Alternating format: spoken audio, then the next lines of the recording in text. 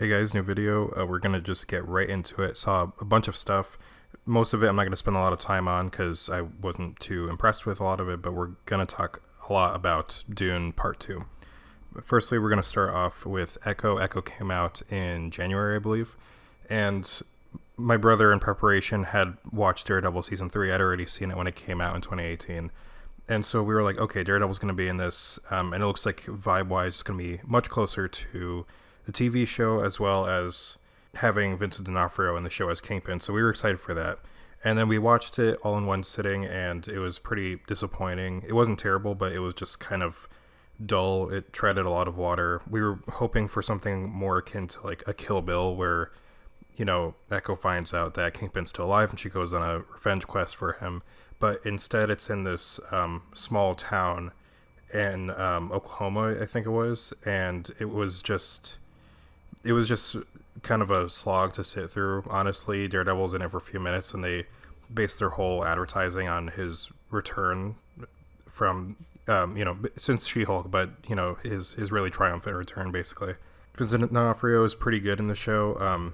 But I didn't care for the show much. It's sort of in the expected recent disappointment of what Marvel's been doing. I'm just going to get right into spoilers because I don't have a lot to say about it. I really didn't like that they gave her powers. I thought she would have been cool as just someone that was like built and self-made, who, can't speak verbally and who is an amputee, but like still physically, a badass in a way that doesn't rely on powers. I thought that would be really cool, but they didn't end up doing that, which, I don't know. It was like, okay, great. We've got another person who can fly and do all this shit, whatever.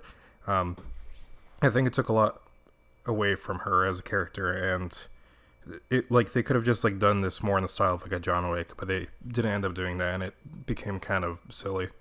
Those are my thoughts on Echo. I also did watch Percy Jackson, and I'm not sure why I watched all of it because I didn't like it. The pacing was really slow. It wasn't funny. The characters kind of felt like Diet Coke versions of the Harry Potter trio, where, I mean, like Percy's a bitch, and then Grover's an idiot, and then Annabeth is like super aggressive and unlikable. And so it didn't work out for me. I didn't like it at all.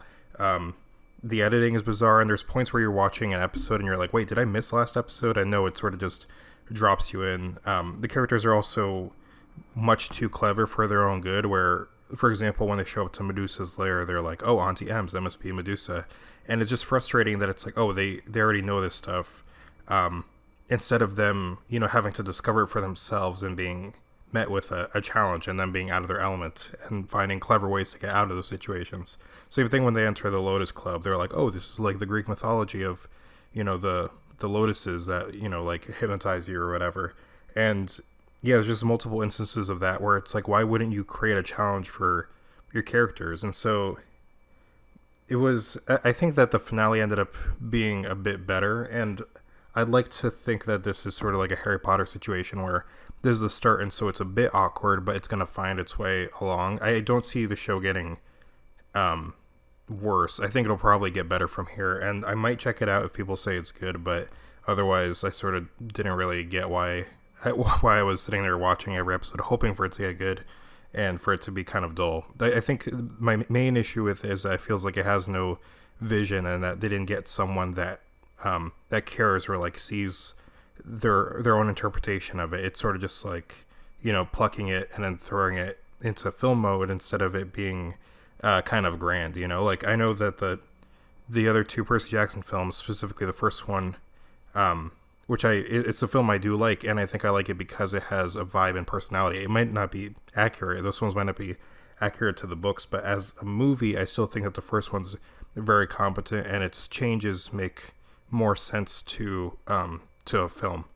I think that first one is very competently made, and I prefer it to this because the characters are more distinct and likable. And I don't know if Percy and Annabeth are together in the books. I only ever read the first book, but if they are, I don't know what the hell they're doing here because these two have no chemistry in this show, whereas in the movie they did to some degree. So yeah, Percy Jackson, disappointing. What wasn't disappointing though was the Ted TV show. I recently rewatched the first Ted and watched the second film for the first time. I like both of those films a lot, actually.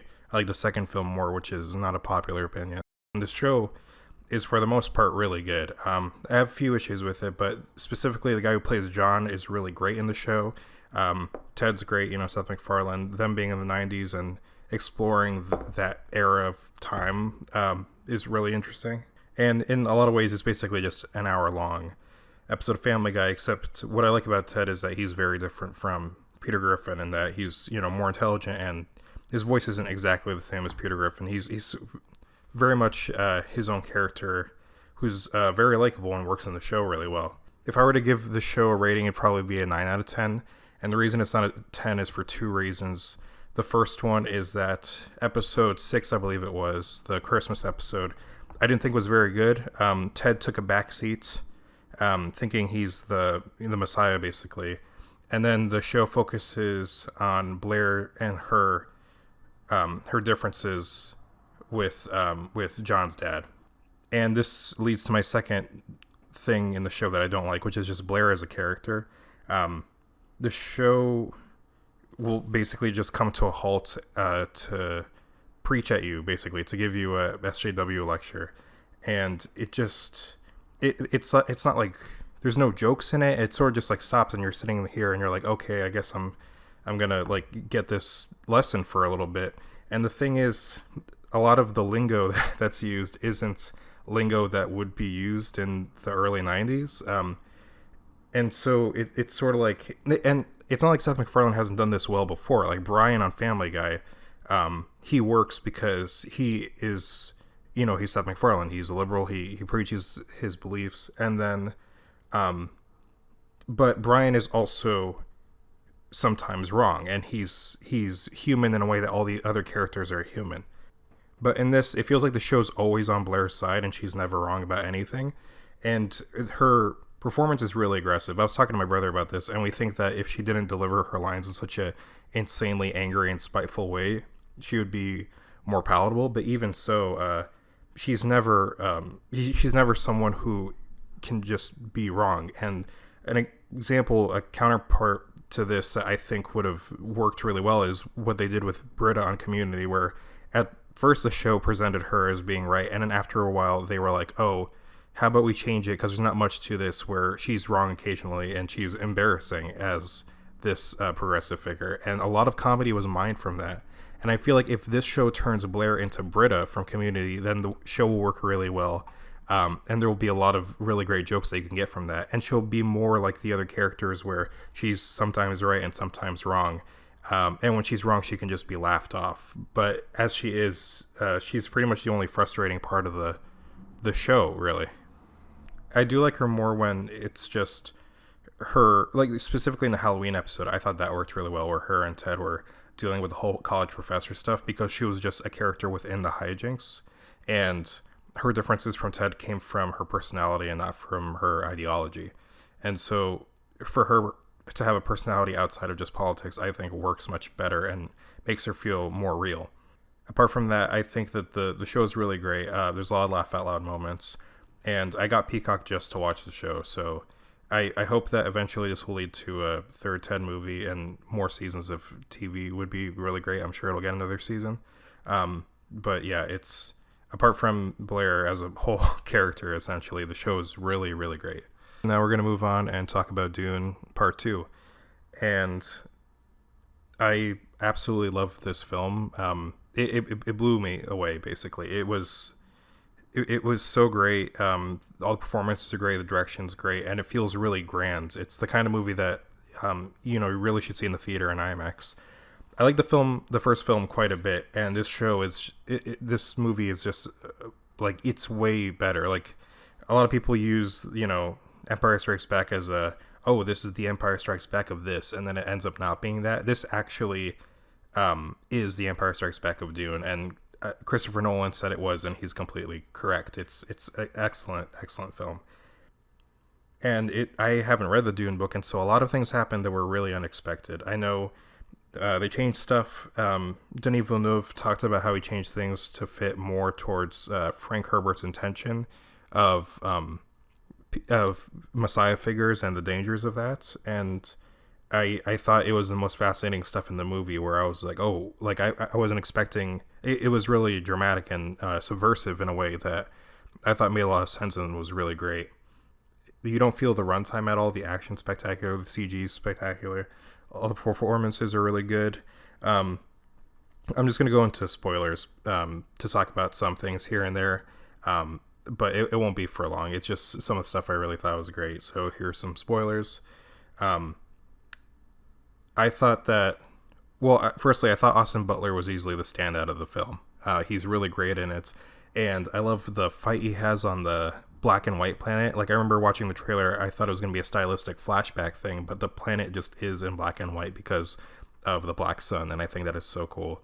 Um, all the stuff with Lady Jessica and Paul drinking the worm juice and becoming like having their like minds expanded and becoming like borderline evil was like so great. And having Chani, apparently her role is beefed up from what it is in the book, but her be the only one that's like, oh no, this is wrong.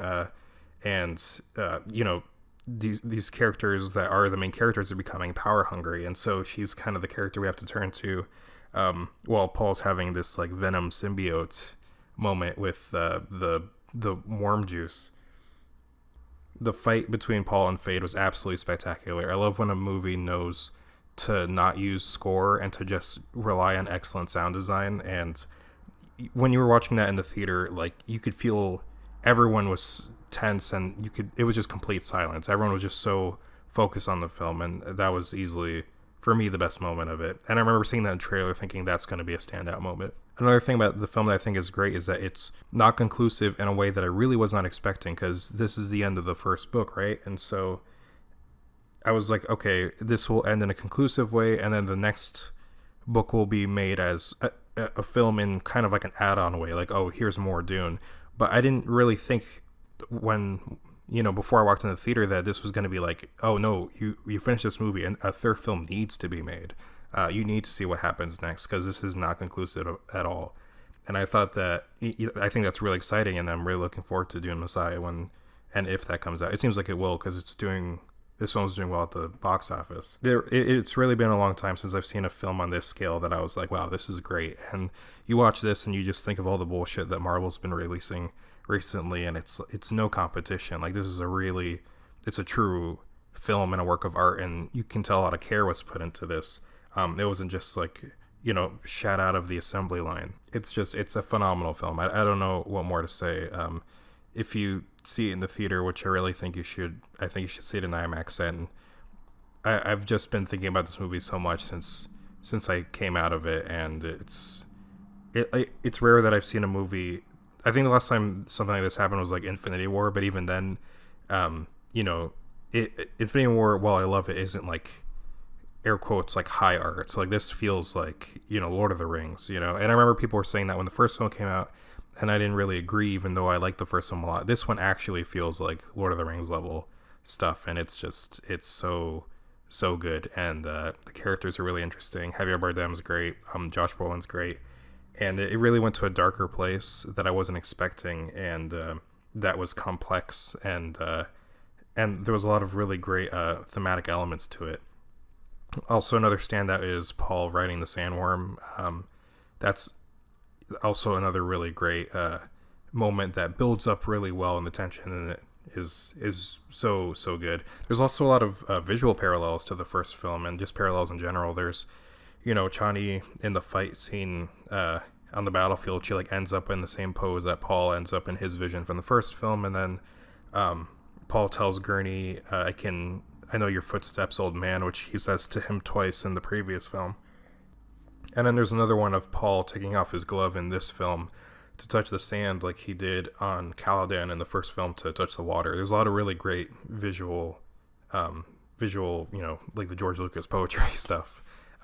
It's really great. And I did watch the first part about a month before watching this one, but watching these back to back, like Lord of the Rings style, is going to be so great, and even better once the next one comes out. I was really excited for this film, but ended up even better than what I could have imagined, which is insane. my most anticipated film of the year is Furiosa, and I'm kind of worried Furiosa isn't going to be as good as this. But I'm sure it'll be great in its own way. So those were my thoughts on some of the shows and Dune that I watched, and there's some other stuff that I watched that I'm not sure if I'm going to review. They're all from last year. One I'm going to just get out of the way right now. I saw Aquaman 2, and apart from James Wan's stylish directing sometimes, pretty forgettable, whatever.